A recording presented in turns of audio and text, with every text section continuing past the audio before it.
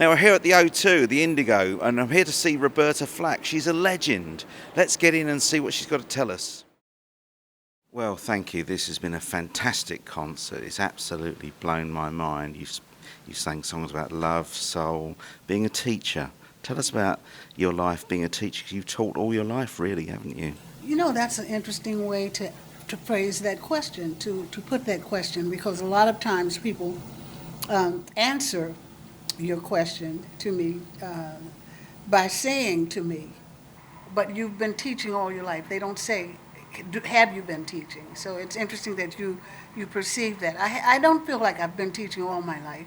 I feel like I did have some wonderful opportunities that perhaps some of the other students in my classes did not have, when the teachers would walk out of the room and say, "Roberta, take over." It was the most wonderful moment in my life, because I had a big mouth. I talked a lot. And every class was not a music class. It was not something to do with singing or playing the piano thing.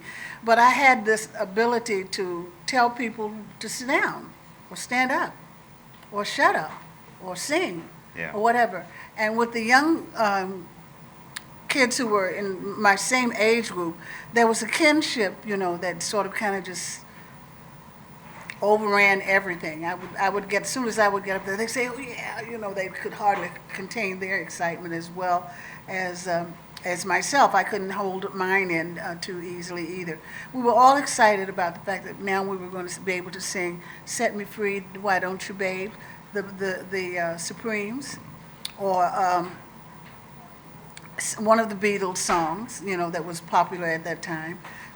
That's when I was teaching junior high school, and it was a wonderful thing, wonderful thing. That was when I was actually hired as a teacher, but before that, I got a little off track. Before that, when I was asked by the teacher of the class to take over while she went to do something else, that was an interesting experience for me as well. So teaching, yes, teaching, yes. And teachers are also great learners. You've had, you know, it's said that to be expert and master of what you do, you need 10,000 hours of practice. Your early success came later than perhaps people on the X Factor. Could you reflect on some of that, about, you know, what you learned through your life? Oh my, I learned, as far as music is concerned, to appreciate everything. Mm-hmm. Even those songs that I could not sing, that I would never sing, that I knew I would never sing. At one point I was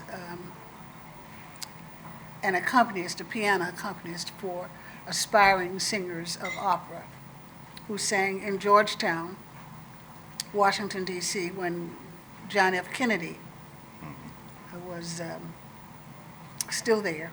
And there was a lot of excitement about his being there. You know, he was a very fashionable and interesting president, and attended a lot of things that I was not asked to perform at, but somehow I wound up there, and I got a chance to see him and know him a little bit. I don't want to make it sound like we were buddies, because we weren't, but I did know him fairly well, and I had a chance to play at this opera restaurant in Georgetown. And I don't know if he and Mrs. Kennedy ever came, or if any of the members of the Kennedy family came, but it was an area where people of that background, you know, especially financial, attended to this club where I played and for the opera singers. I learned to do songs that I had never heard in my life.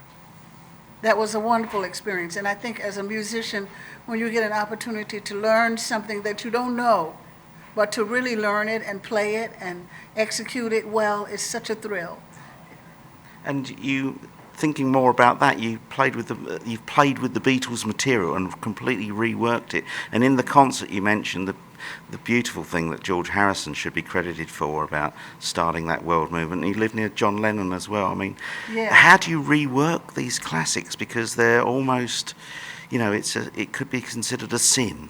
It could be, yeah. And I don't take that lightly. But being a a classically trained musician. Um, That means, as far as my piano studies are concerned, that I was taught by a person who was an expert when it came to Bach and music of the Baroque period, you know, Scarlatti, Haydn. She excelled at that. She was a black woman who taught piano at Howard University, and she had studied in Europe on scholarship. Her name was Hazel Harrison. And she said to me, you know, if you can hold on to your love for playing the piano and play Bach this way, don't play Bach like you're playing Chopin or Mozart. Play Bach like this. If you can do that, then you will have accomplished something. So I learned to do that. I learned to sight read those things at the opera club for the people who were singing them, the Verdi operatic arias, you know, the big ones. And the kids who were singing were really, really good.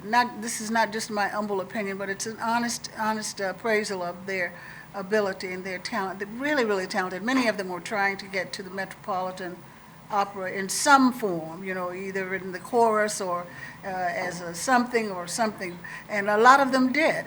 But mostly my experience with them was to sit there and sight read that music and to make it come to life.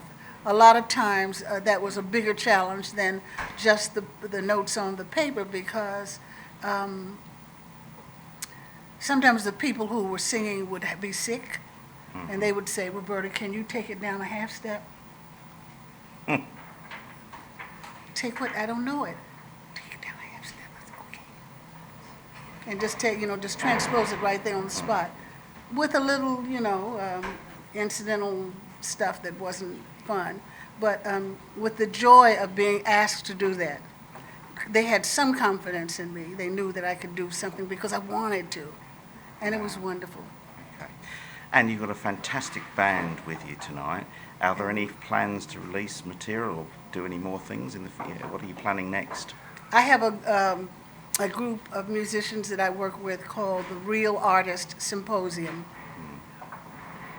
And we brought ourselves together because we wanted the opportunity to continue working with each other and to support each other however we could. It's not only a pleasure and fun to play with them, but it's also a great learning experience. Roberta Flack, thank you so much. Thank you. Thank you. That didn't hurt.